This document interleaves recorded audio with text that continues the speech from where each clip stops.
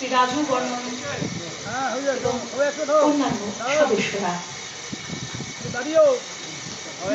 Publishers and বুক সেলার্সের সহযোগিতায় কলকাতা পৌর সংস্থা দেখা যাচ্ছে না।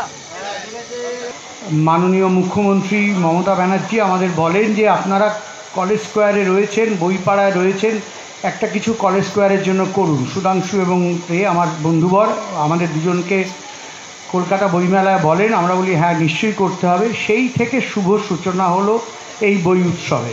তখন নাম ছিল নববর্ষ বই উৎসব, তারপরে দেখা গেল নববর্ষের সময় বিকট গরম, তখন আমরা পিছিয়ে বসন্ত বই উৎসব করলাম।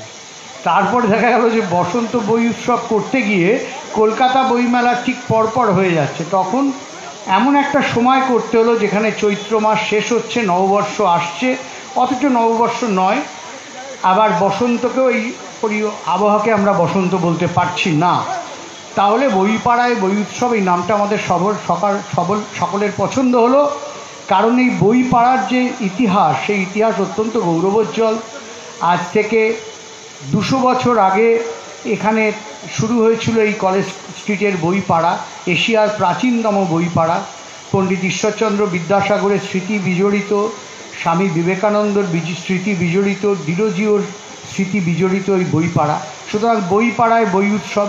আর বইপাড়ার পৌর মাতা সুপর্ণা তো অনেকদিন ধরেই আমাদের বলছেন যে কিছু করতে হবে, কিছু করতে হবে। তো সেই বইপাড়ায় বই উৎসব এবার শুরু হলো।